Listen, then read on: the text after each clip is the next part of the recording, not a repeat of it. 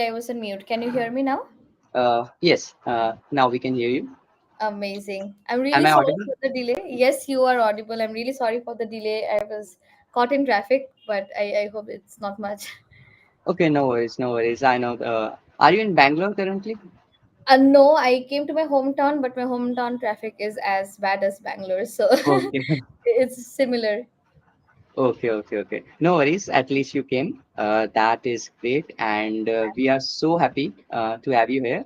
So, I tell you the flow.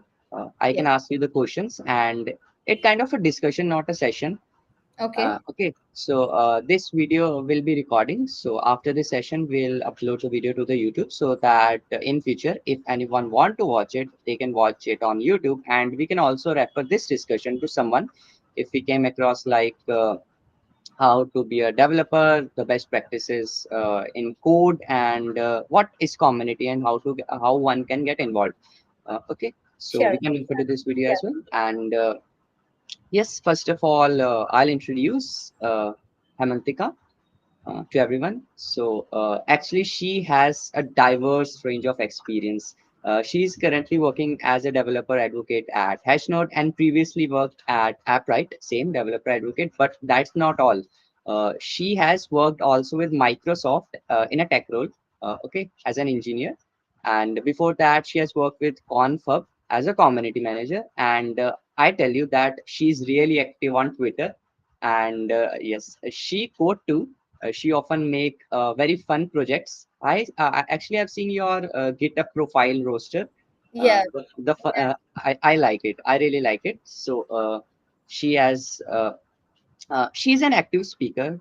She attend many community events, and as you can see, she has joined us for this session as a speaker too. So you can consider how much knowledge and experience she have.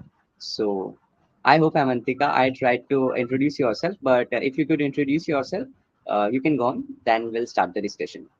Thank you so much, Manik, for the wonderful introduction. I think you have covered typically everything. There's not much that I could, or I think you gave a better introduction of me than I could give of myself. So really, thank you for that, and I'm very honored to be here. And I look forward to this discussion. There's not much to add about introduction. You have covered everything well, but I am excited to have this chat with you and see how we can help students or other professionals who are looking for a career switch or maybe want to get into tech. So I'm very excited for that. Okay. So that's great. Let's start the discussion. I hope just grab a cup of coffee so that you can enjoy the discussion. And I ensure, or we ensure that we'll get a lot of value out of this discussion uh, covering diverse topics. So startingly, I want to ask Hamantika, like currently you're working at Hashnode, and Hashnode is considered as the medium where uh, technical articles, a platform where everyone can write or post about technical articles. So I want to ask, like, how can one get started in technical writing? As technical writing is not easy for some people who are beginners. Yeah. Okay, and can you tell about some best practices in technical writings because you yourself have written so many technical articles. Yes, absolutely. As we say that, I am trying to find an article that I wrote and it's on the ABCs of technical writing. I'll add the link here on the chat and maybe you can add that on the description once it's Yeah, uploaded on YouTube. But in general, what I try to do when I'm writing technical articles, and this is what will really work well as well, is to keep it simple. Tech in general is complicated or complex, so you don't want to include a lot of words that are hard to understand. You want it to be in simple language and that conveys the technology well. So that is one thing that I do. And the next thing is that as developers we all have very less concentration span, and especially with us consuming short form of content. So I also tend to make it very short and concise and not beat around the bush. Nobody wants to read your story, especially when it's a technical article. If it's a storytelling article, then people will read. But if it's normal technical or integration related article, people don't want to read your story. You just need to introduce them to the problem and show how you're introducing it. So That's one thing, that keep it short and concise, make sure that you're using simple language. And the third one that I do is to make sure that I'm writing everything that is required to get started. For example, if I am building the GitHub Roast app, I'll first list what are the prerequisites, then I'll maybe start with the front end. Next, I'll show how to integrate the APIs, and finally I'll show how everything binded together gives the, or what's the outcome. So that's the kind of approach that I follow. Or this, if I had to say it in a technical term, it's also called the developer journey. So whenever a developer is reading something, what are the expected steps for them to follow? Or whenever I was building the solution, are the exact steps that I followed, and I just write it in words. So if you are doing that, that's enough. You don't need to have anything fancy, or you don't need to have very good writing skills to actually do that.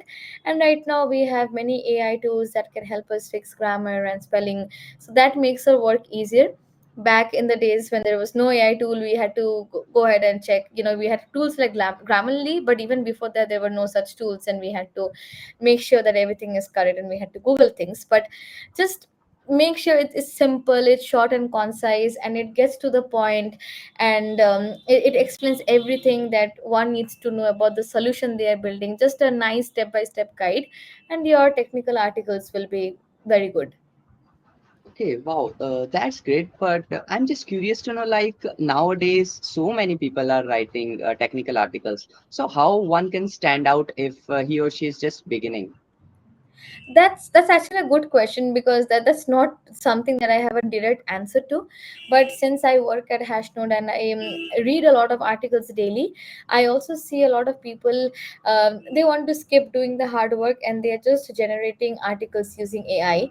So and you can read that, you can read and understand that, because there are words like diving deeper, realm, in the technology word, like there are some words, and there are plenty of those. Or there is a way that ChatGPT writes, or there is a way that AI writes, and it's very easily understandable. So one thing is that if you're writing it from your experience, if you're writing it straight from your heart, or you're making it very technical, that's how you actually stand out from the generalized idea that people are posting in bulk. And let's say I write a lot, but I still don't write it weekly, or it's not monthly that I write, maybe once in 2 months, or maybe even monthly. But whenever I'm writing, I'm making sure that I'm adding some information that is valuable.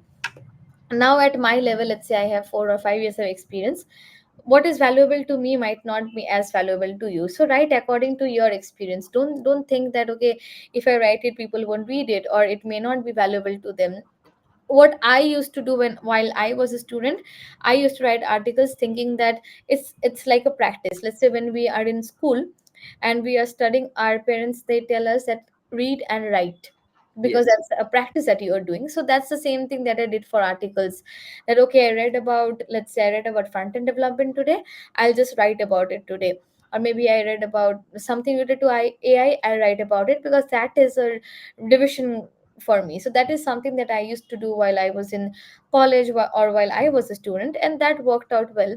But now that I write articles, the way I write it, that, okay, I built something, and if it's more of on the education side of thing, that, okay, this is what I learned, and this is how, if you are facing a similar problem, or if you want to do something similar, this is how you can solve it. So that changes with age, and as you keep moving ahead in your career. But other than that, have like, do it for yourself.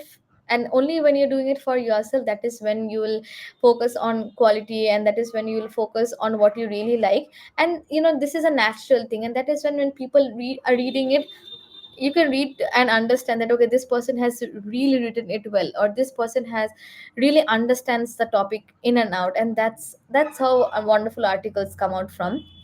One mistake that I see students do, they write articles because somebody told them that, okay, building in public, or learning in public, or writing a lot of articles will help you land a job. And that shows that just they're doing it because it's a compulsion, or they're doing it because they're expecting something out of it. And if you put those things out, and if you just do it because you like it, or you're not doing it out of compulsion, that is when there is a big change in quality, and that is how you stand out. You stand out by being yourself and being very genuine in your efforts. That's a very long advice, or even that's a very generalized advice, but this is what actually works out. Yes, definitely. Indeed, nowadays, learn in public and build in public is like really booming. Everybody says build in public, you'll Yeah, get a job, and students just running after it. They're not being exactly. themselves. They are just copying someone else. And the advice that you give, that be yourself and write the thing that you understand in your way, so that people will read it and eventually they like your style. Then they'll follow you, and eventually your style will be the one that make you authentic, not True. your articles. Yes, that's a great advice, Haimantika, for everyone. Now, I have a question. Like as you said that you have often read many articles, Mm-hmm. and articles. When a person reads a lot, he get a lot of knowledge, and how can one get updated about latest trends in IT industry? Because as IT industry is rapidly evolving, every Mm-hmm. time there's a new version, new technology coming and going, and it revolutionizes the things. Like we can consider as artificial intelligence. So Yeah. how one can get updated about these latest trends, and one can leverage the knowledge to enhance their careers. Sure. So one thing is that I'll tell you, it's actually impossible to know about each and everything. That you cannot know each and everything in details. Maybe you have heard something on internet, and even at times it's really hard to even have heard about a certain thing, because there's so many things that happening all around. So I'll tell that pick your niche. And if it's hard to pick your niche, just find 3 to 4 fields that you're really interested in. Like, you might be interested in cloud, you might be interested in DevOps, cloud and DevOps, you might be interested in front end development, and you might be interested in AI. So in these 3 to 4 criteria, or sorry, in this 3 to 4 tracks, try to follow people who you look up to, or try to follow newsletters, try to follow articles or video channels, and that is how you stay updated. So that this is one thing that I do, that I follow relevant people on LinkedIn, I follow relevant people on Twitter. And I also I have these conversations a lot with people. Like, I set up random one-to-one coffee chats with people, and then I get to learn what they are doing in their day-to-day life, or what they're working on. And that's how it happens. And not just this, I also, like you mentioned, that I try to build a lot of side projects. So that is also how I get some hands-on experience on the tech that I'm really interested in. So this is what I do. And on that note, I recently also started writing my own newsletters, because I felt that, okay, a lot of people might be willing to know what's happening in tech, but they don't have the time to do that. So what I started doing was, since I was reading things myself, I just started writing a 2 minute long newsletter, and that I post every week. Just a rundown of what's happening. Let's say last week in AI, OpenAI, they got their search out. Or let's say Copilot now has support of different AI models or LLMs. So these are some of the things that I write, and I feel that, and it's not that I'm doing because I want thousands of subscribers or something. I'm doing it because I like writing about it, and if there are 2 to 3 people who are reading it, then it's a win-win for me, that they'll get something to know, and for me it's okay. I have spent, let's say, 30 minutes writing it, and finally somebody's reading. So in short, what I'll tell is, follow relevant people, follow good newsletters, follow good articles, follow good YouTube channels, and that's how you get to know. Because everything in this world is very online facing. So the more you spend your internet wisely, the better it is for you. Yes, that's really insightful. And the one that you have started your own newsletter is really amazing. I myself have subscribed to a lot of newsletter, and I've subscribed to yours as well as Aditya's. I hope you know Aditya. Yes, yes. Obviously, obviously, you know. Actually, my second session with Aditya himself. Uh, Oh, that's nice. yes, now this is the sixth session that I'm taking. So Oh, yes, yes. Actually, there are a lot of things like I've subscribed to many newsletters and I follow many people. Yes, and I'm a student myself, so the things that whom to read and the time management really plays, okay, plays great role, like how you manage your time, which thing you prioritize. So can you tell us like how, Mhm. when you are a student, how you manage your time, prioritize your things, and now as you're working, so how you are managing it now? Basically, the work-life balance thing. I'll be honest that when I was a student, I did not actually use my time very efficiently. But towards the last 2 years, since there was COVID, that is when I got time to myself and I was just at home with my laptop, and that is what worked out for me. But when I had to go to college, I had very less time to myself and to hone my skills. So I'll not be the best one to advise you when it comes to your college or student life, because I wasted my time and even now I feel that I should have used it better. But what I've seen students that they do is, if you are in a college where attendance is not much mandatory, what they do is that they try to make a balance, that they are going to college half of the times, the rest of the times they are studying or doing their other studies, something that can help them land a job. If you can do that, that works well. But it might be a very wrong advice for people who has to go to college, so this is not something that I'll suggest. So you need to figure out, and this is not something that anybody can teach you. But eventually, there are few people who can um, function well with just 3 to 4 hours of sleep, but on the other hand I need full 8 hours of sleep to function well. But and there might be some people who are like me, there might be some people who can function in less hours of sleep. So that's something for you to figure out. But in when it comes to work, what I try to do is, like, I try to plan out my day, and especially on Sundays I try to plan out my week, that okay, that this will be my priority things that I'll do, or this will be my top 5 or top 5 6 things that I want to do within this week. And let's say I'll be working from 11 to 6, or 8 or 9 hours a day. And in between, let's say, and it's not that if you are, you are working 8 to 9 hours a day, all the 8 to 9 hours is very productive. Sometimes you're just scrolling your phone, or sometimes you're just lying down and you're not feeling as productive.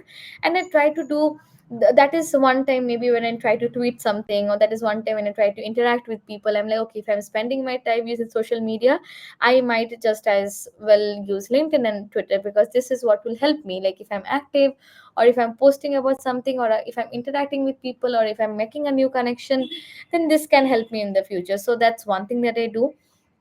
Other than that, most of my learnings that happen is after work, and especially on the weekends as well. Let's say I spend 1 hour, for example, if I want to do something with AI, maybe I'll spend 1 hour each day after work, just reading few articles, and I might be lying down on my bed and doing that. But on the weekend is where I spend most of my time. That on the weekend I'll try to build something, or on the weekend is when I'll try to learn something new, or on the weekend is when I'll write my newsletter. And this is a choice that you need to make for yourself. Like, a lot of people in my age group, or even people elder to me, they're like, no, weekend is for chilling and I want to chill and I don't want to do anything. And I respect that, because a lot of times, like, I haven't been able to get to weekend projects for a long time, because I didn't have the opportunity to do that, or let's say I was burnt out, or maybe other priorities came into my life. So that might as well might happen. So what I feel is that you need to find a healthy balance for yourself, where you're not being burnt out, where you're still learning something, and where you're also enjoying your weekend. Because what are you going to do with the money that you're earning if you're not being able to spend it on weekends, if you're not able to spend it on yourself, your family, or during festivals?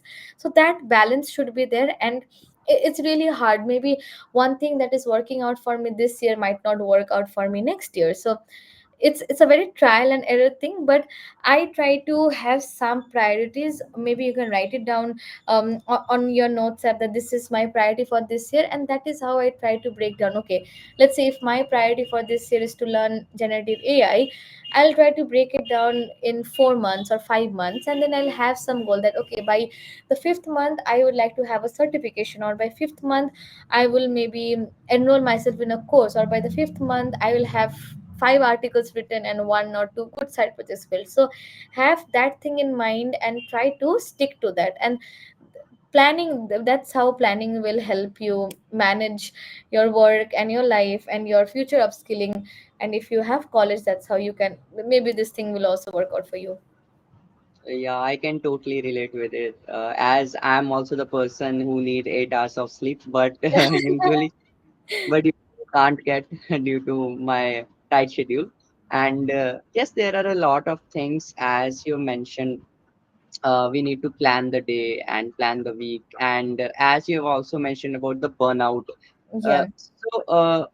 I myself sometimes feel very low Hmm. because I have my studies, I have my skills, and I have my communities because I am very active in the community. So I usually can't able to identify this burnout condition because I'm very much not familiar with it, and I hope many beginners didn't even know about the word burnout itself.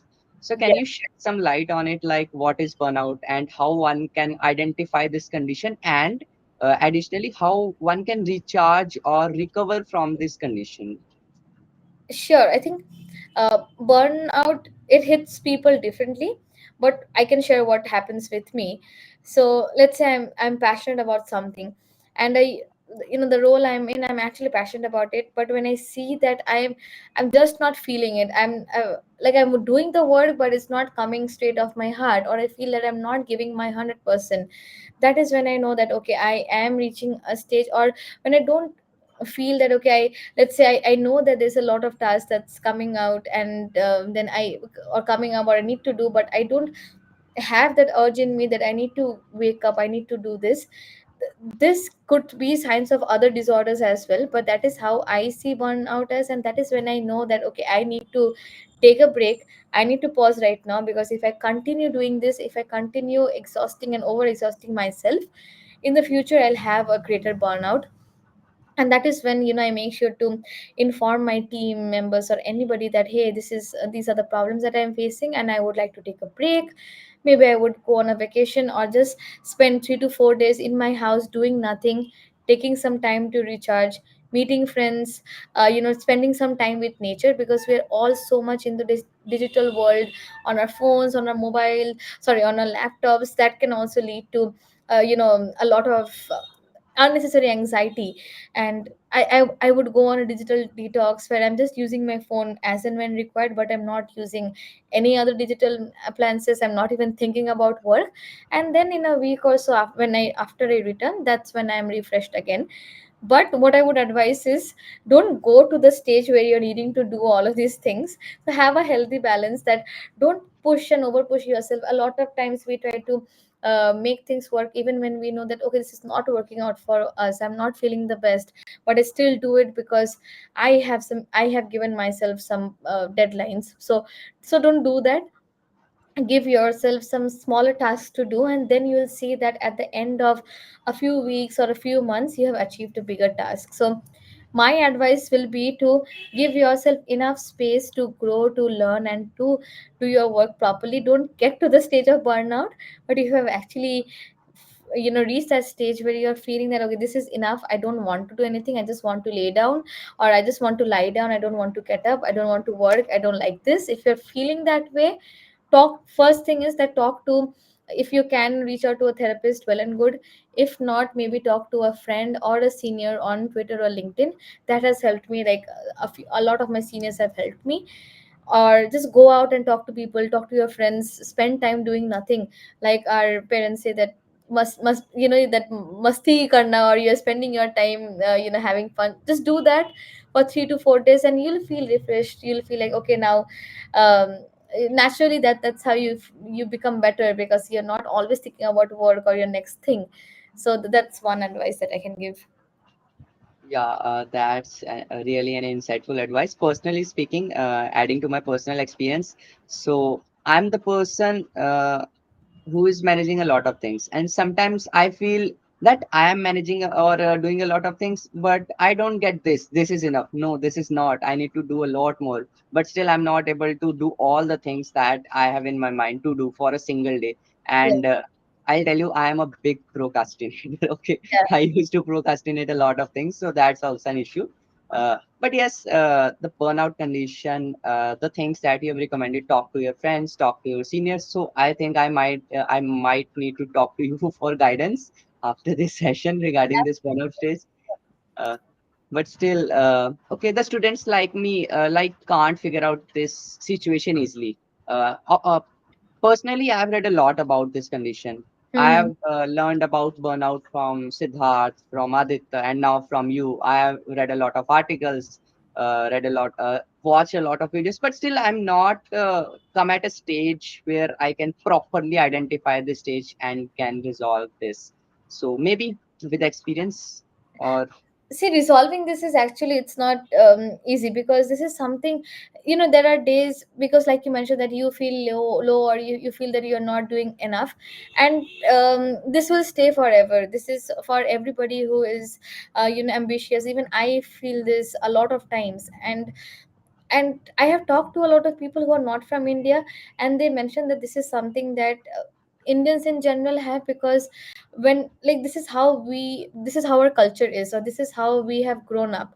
For example, when you were in school and your teacher asks you a question that you know the answer to, you will raise your hand up first, or there will be 10 more people who will raise their hand, and then you'll see, like, okay, you need to be the one who needs to go and answer. So you'll probably yell, or you'll raise your hands even higher.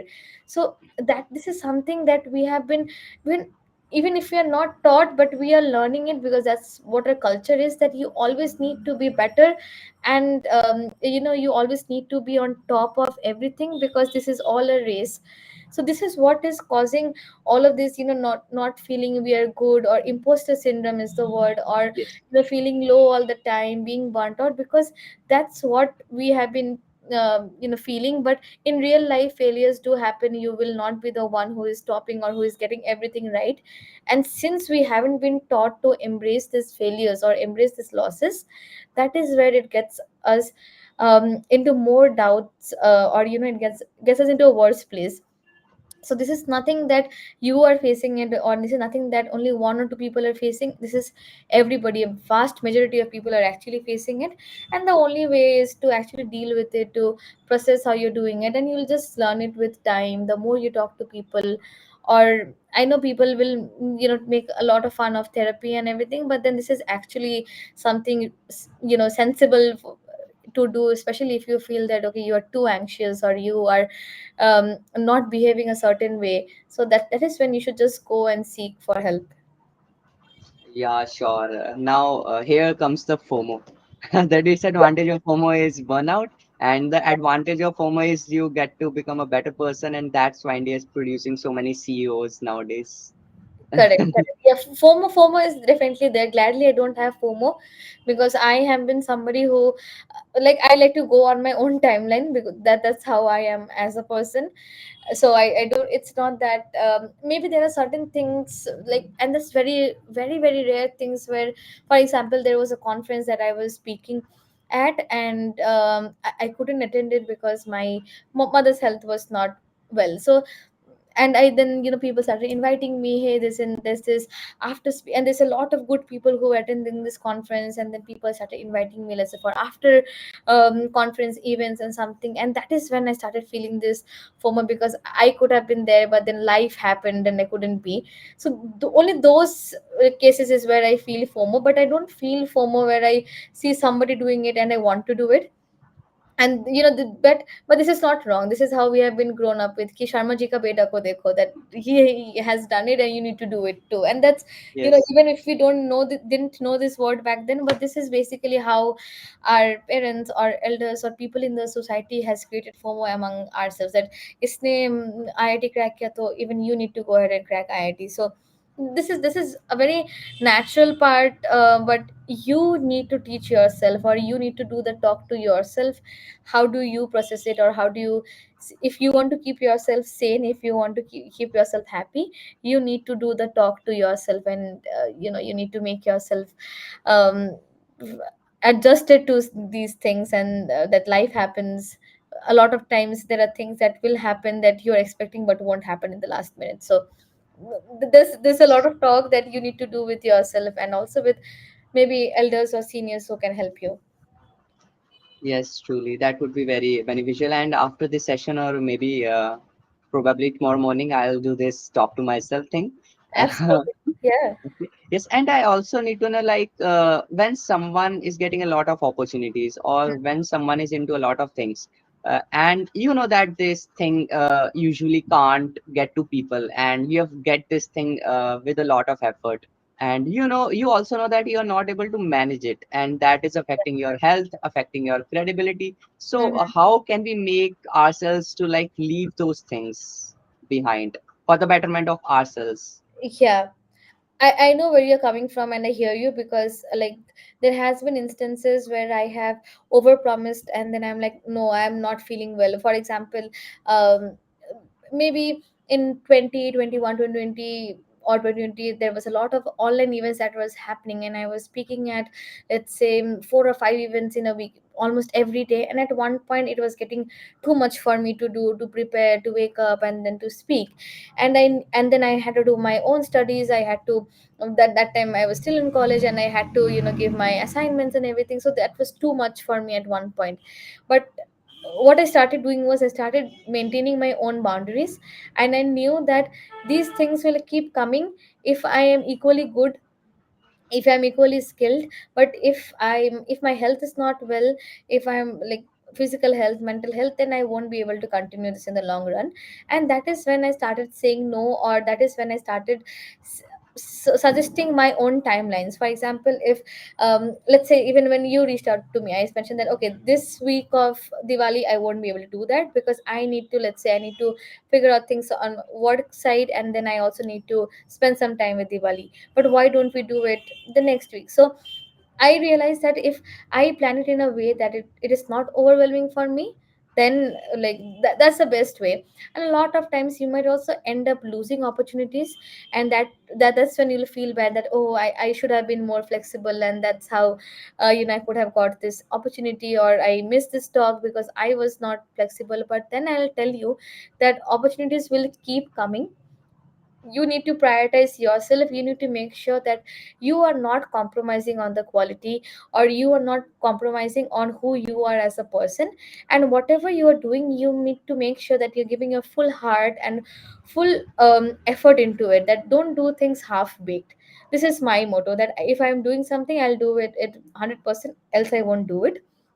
And I'll make sure that I'm doing it in a timeline that is good for me, and that is also good for the people I'm doing it with. So once you focus on quality, once you focus, you have some metrics that you don't want to compromise on, that is when you can actually manage things well. And I didn't learn it in a year or two. It took me longer than that to actually learn all of these things, to say no, or to give up certain opportunities, because I know that if I do it right now, I won't be able to give my 100%. And this is how life is, that you might be doing 99 things right, but if you're doing one thing wrong, people will know you for the wrong thing you did. So that's one thing I have in my mind, that if I'm doing something, I'll do it 100%, or I'll do it very well.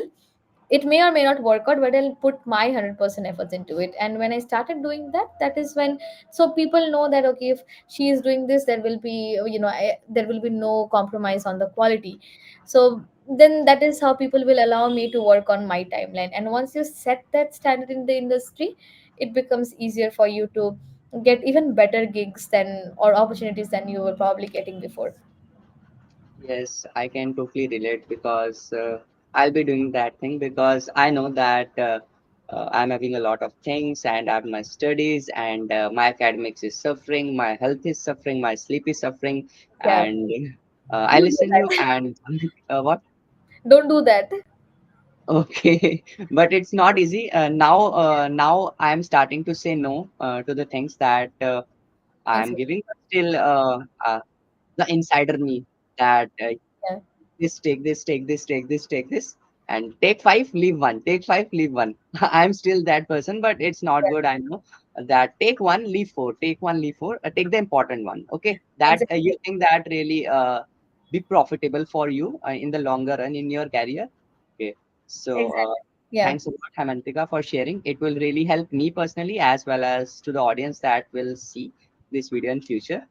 Absolutely.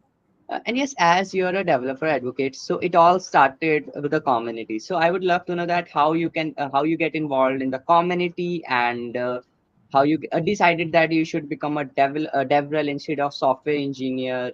Yeah. Like it's not easy. So my first official community that I was a part of was, back then it was called Microsoft Student Partner.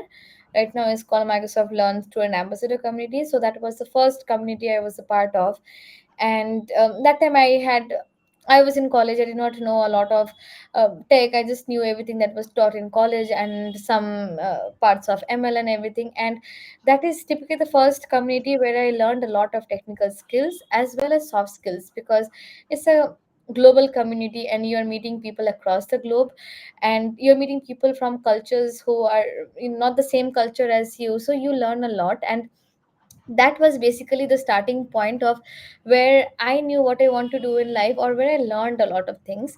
And naturally I started getting attached to this, and I started having fun.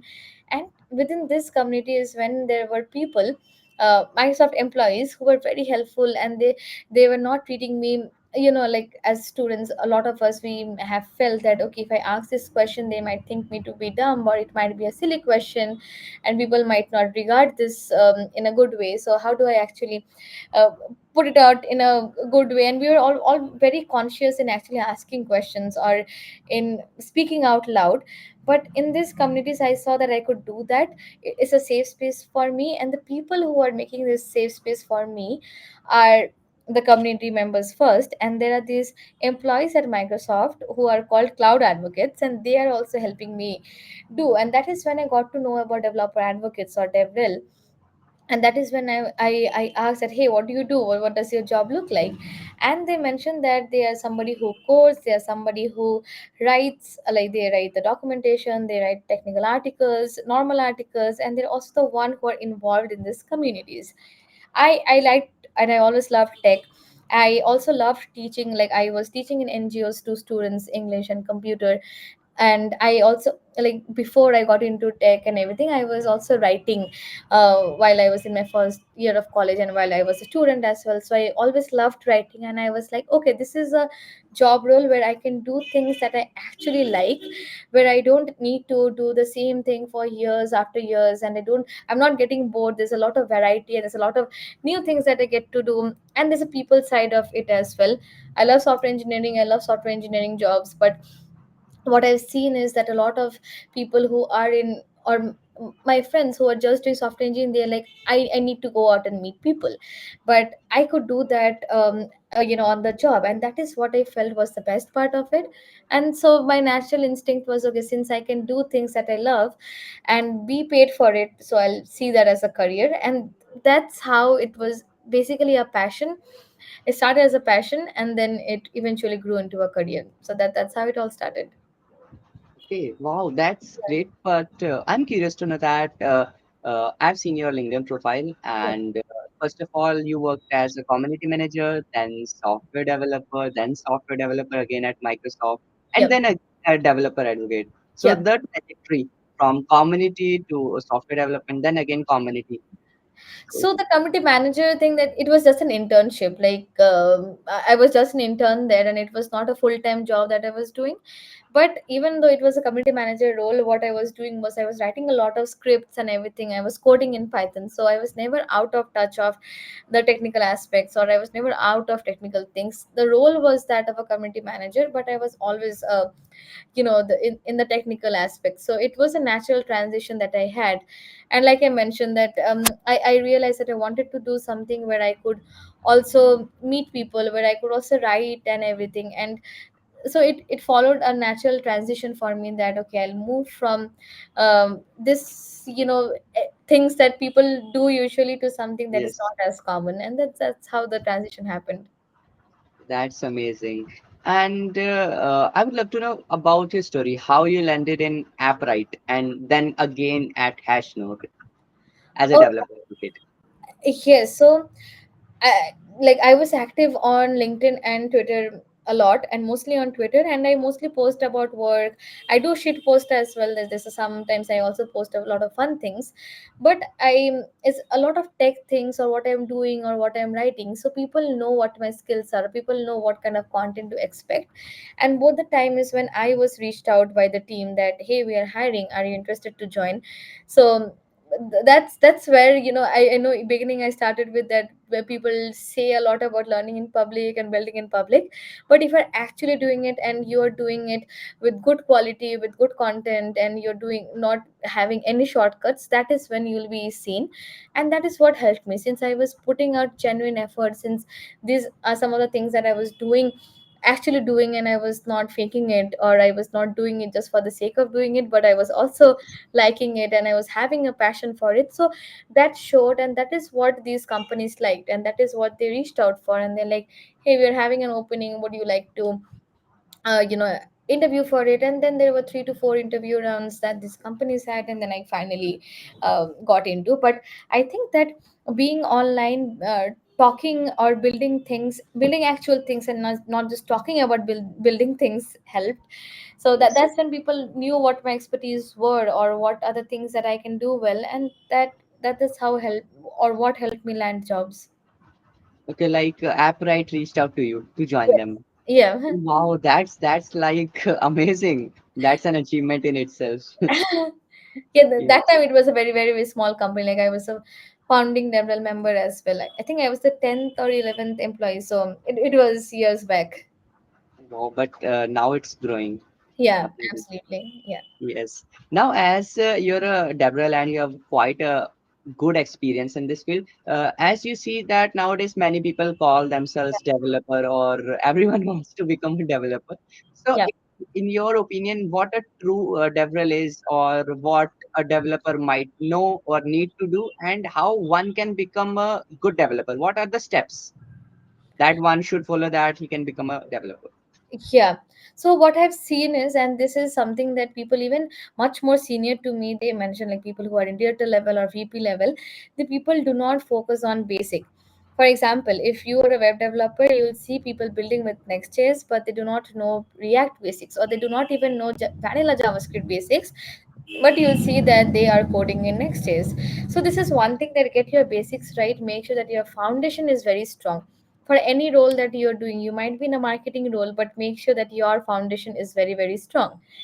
And the next thing is, this is what I have heard from people, that they get rejected because they have been asked simple questions that they have not been able to answer that. So have your foundations clear, and also know the concepts really well. That do not memorize things, that try to understand how things are Yes. happening. For example, it's a simple thing like a print statement, but how is that actually working? How is the code that you wrote is printing something? So have the foundation of the understanding well. And that, because even if you are just a software engineer and you don't need to do a lot of communication part, or you're not talking to other people a lot, but you still need to explain to your team members or to your manager, or if you're interviewing for a role, that what you exactly did. So know how to explain the tough parts simply. That is what should be a skill, I feel. Yes. And other than that, I see a lot of people, they do not have proof of work. And I know it's common, it's a common saying that build projects have some proof of work. Even after that, people don't. Or if they have projects, they have probably people end up copying something, or they right now people are also using just AI to generate code and everything, and so they don't understand what's happening. So all in all, it everything comes to one thing, that understand, get your basics right, and only then move forward. And this will continue no matter how senior you become, that the stronger your foundations are, the stronger your basics are, the easier it is for you, not only to become a good developer, but when there are so many technological advancements are happening, it also is easier for you to switch from one technology to other, because your basics are already top notch, and you understand in and out of a system how everything works. So this, I think, is the major advice that I can give. Okay, so I ask questions regarding the steps to become a DevRel. Oh, okay, DevRel. So you, since you asked men's both the developer and DevRel, and for DevRel, I think that there's no path that I can tell you that okay, if you do XYZ, then you can become a good DevRel. But the word DevRel in itself, it has the word developer. So you need to be somebody who is a developer first, or who knows the technical aspects well, and then you can other things that you also, since you're also somebody who is talking to community or the developers a lot, so you need to be a very empathetic person, you need to be somebody who is very patient, and that is how you will be. Like in general, you need to be a nice person. If I had to put it out right, that you need to be a nice person, and that is when more people will actually like talking to you, or more and more people will actually listen to what you're saying. Other than that, what several people should also know well is communication. And by communication, it should be both verbal and written, and if you can create videos, then video communication as well. But and the reason is because a part of our job is also to tell developers about the product that we are aligned with. And the better your communication skills are, or the better your technical writing skills are, the better your articles will be, the easier your documentation will be to follow, the easier it will be to understand what you're actually presenting or talking about. If you're in a conference, the easier it will be to understand what your product does when you and I are talking. So communication, I feel, is very important. And third thing, I think this grows, but also having a good product sense, that okay, if this product is because a lot of time development teams are also involved in developer experience, so knowing what to add or how to add, and how will that improve the life of a developer, this is something that will grow. But then having some product sense also helps. But in general, like I mentioned, the transition from a developer to a DevRel is very similar. Just you need to make or have extra focus on communication skills as well, both written, verbal, and other forms of communication skills. Okay, Yeah, so first become the developer, and then after acquiring a new few skills, you will yeah, become the developer advocate. exactly. Yeah. Okay, in simple terms. Okay, thank you, Amantika. And as you work with remote and on-site as well, like Mhm. Abright is a remote and Hashnode is on-site, I guess. No, So remote as well. it is also remote as well. Yeah, yeah.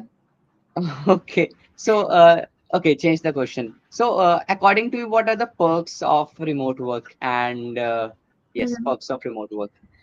I think one big perk is that you get to work from home, that you get to spend time with your family as well, which a lot of my friends who needs to work from different places don't get to work. Plus, and I also feel that since I have tried working from co-working spaces, so I feel that the amount of focused work that you do in your house in a closed space with just your own environment is also very, or you're more productive in your own space compared to in an office space or in a co-working space. I could be very wrong.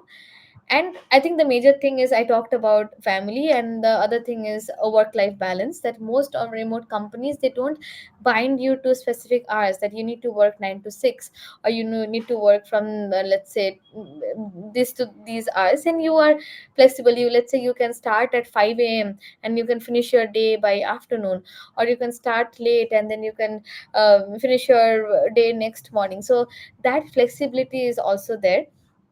So I Okay. think these are some of the top things that I felt. And also one thing is that your way to communicate, especially async communication, that increases a lot. Since in a remote company, you'll have team members who are in different parts of the world, and it's always not easy or feasible for you to get on calls with them. But if you can communicate well, or if you can let's say I might be having a problem with something that's running on cloud, and I need to solve that, and I need somebody else's help. In a normal office space, I'll probably go to the desk and just ask them. So that way I am not being mindful of the time, space, or I'm not working on my written skills, communication skills a lot, because I just can just walk up to them. But if I'm doing it in a more async way, then there are other things that comes to play, that okay, this person, I need to give them more context, I need to write a better message so that they understand what's happening. So these are some of the skills that people don't talk a lot about, but that also improves while you are in a remote setting. Okay, that's actually the important ones that you mentioned. Yeah, Actually, I also like I don't work, but still I manage communities digitally. So yeah. not international, but still Indian. So I can a little bit relate, and that's an important aspect. And like as you're a professional, and most of the students are really confused about the resumes part. Yeah, So, how can one frame a good resume? What advice do you want to give after seeing the current trends and demand in the industry? Like, usually students just make a resume and then they didn't get shortlisted in ATS and they complain that they are not capable or well enough, then they get demotivated. So, to avoid that, at the first place, what advices do you share so that they can make a good resume? sure. First thing is that you talked a little bit about ATS, and then this is a very controversial topic. Few people tell that ATS exists and ATS doesn't exist. So even I don't know if it does or not. But a lot of times when my resumes get shortlisted for, let's say, companies that I didn't even think that I would be able to crack, and there's not, I get it reviewed by people, so, or senior people, and what they say is that, let's say you're applying for a front end engineer role, and if your resume is tailored in a way that it talks about a full stack dev, there is a chance that your resume will not be preferred, and somebody's resume who has more front end experience will be preferred. So for each job role that you are applying, and with this number of skills that you have, you could be an AI engineer, you could be a full stack dev, you could be a cloud engineer. So for whatever roles you're applying, make sure that your resume is tailored according to the skills that you are applying for. So that is one thing. And if you already have experience, let's say if you have internship experience or something, you need to mention that how you did X to get Y, and how that led to Z results.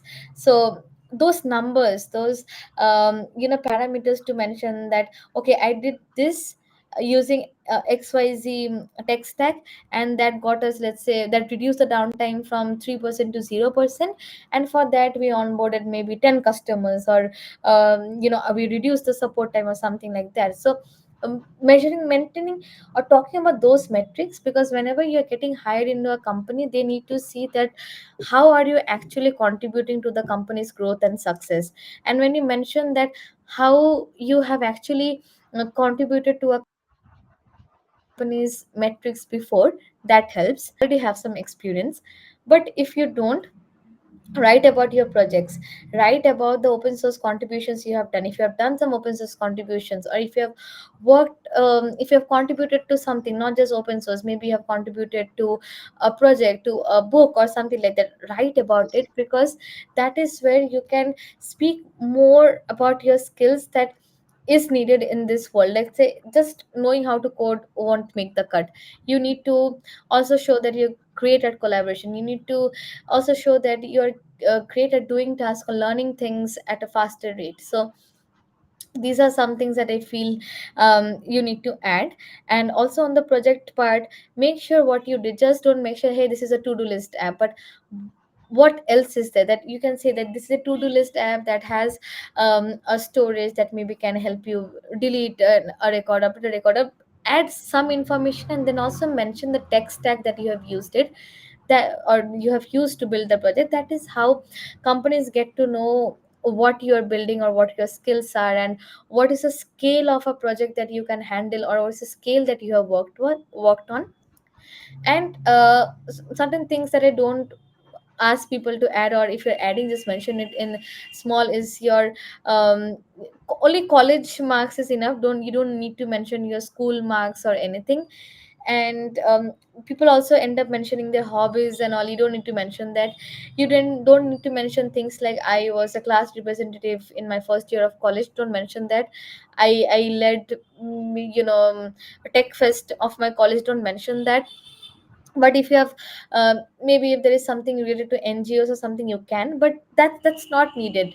Just but if you can, instead of that, if you can show them one or two other extracurricular activities, maybe you can say that I spoke at this event, or I conducted this community event where I taught students how to work with cloud or something. Add those things instead of adding your hobbies. But this is something that you can also skip, but maybe in a small bullet points, or in a very small section you can mention these things. But in short, just mention things that are important for the job, and make sure that you're adding those skills that are added in the job description. And when I say this, I don't ask you to fake your skills. Just add those skills that you know and add it to the resume. That's how people will know, okay, that she has or he has done the job, and they know the technologies or the skills we are looking for. Okay, wow. Yeah. That's the insider tips that you give to me and to all the audience. And I'll definitely recommend this video or this specific this amount to all my friends, and eventually they'll be having a good resume. Thanks to you, Hamantika. Yeah. And yes, now I Oh, have a very sorry, interesting. sorry to cut you off. One thing that I forgot to mention is to make sure you link all of these things, that if it's a project, link it to your hosted URL or to GitHub. And also make sure to link your social media profiles. And by social media profiles, I mean Twitter or LinkedIn, GitHub, and email as well. So these things are some of the basic things that I see is missing in a lot of people. So this is one thing that I wanted to ensure that we double down on before moving on to the next question.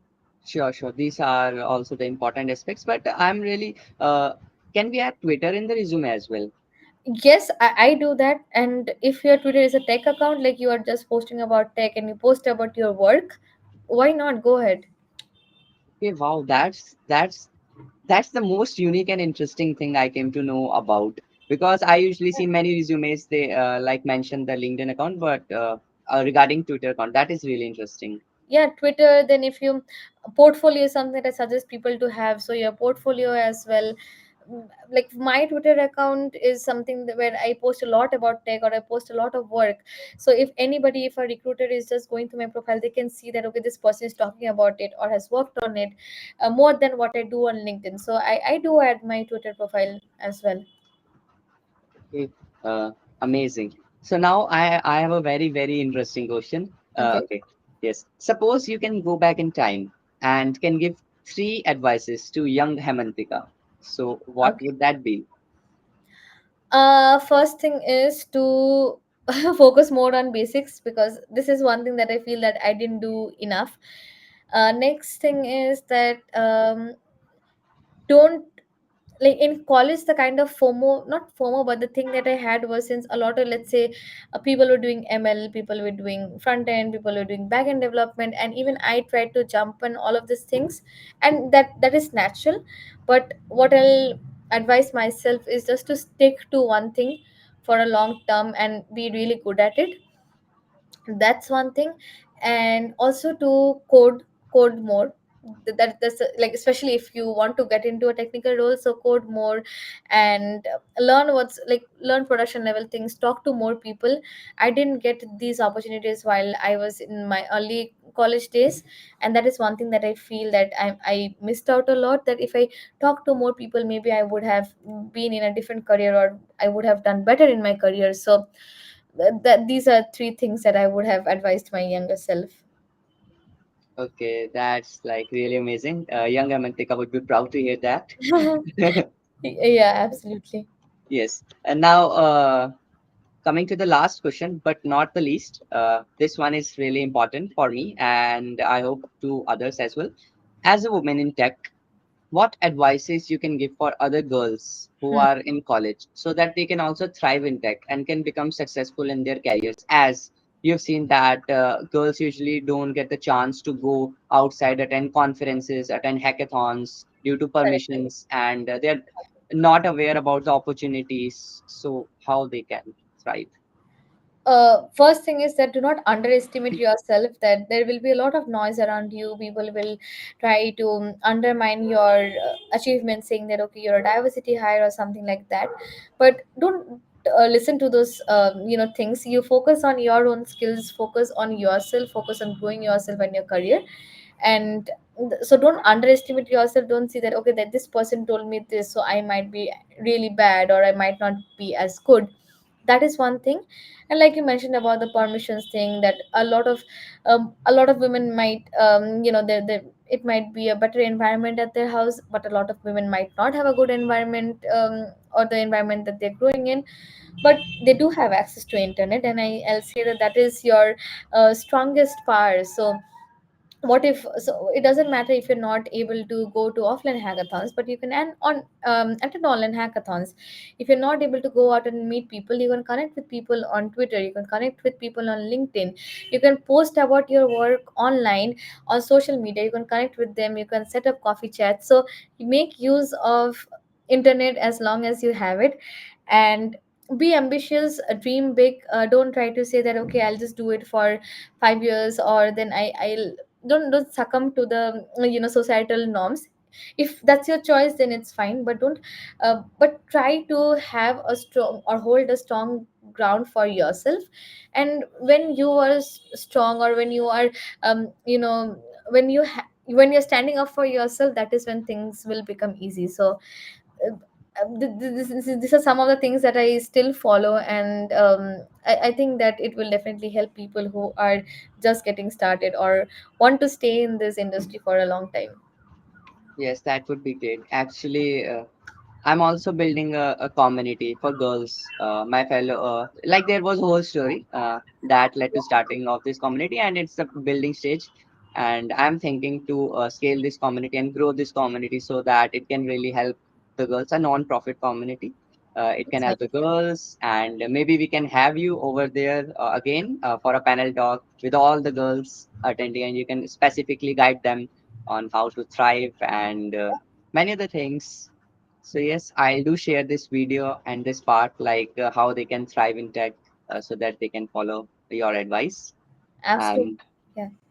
and yes, as this is the last question, and it was amazing, Hamantika, to have you asking you so much, and you have also shared so many insights, so many knowledge, and that is actually quite helpful and practical for me and for the girls, for all the attendees that have watched this session. And thank you so much for coming. It means a lot to me and to us as well. Yeah, thank you so much for inviting me. I love the conversation, and I really hope that anybody who is hearing us gets helped by it or from it. Definitely, definitely, indeed. Uh, Thank you so much. Thank you. Bye. Bye.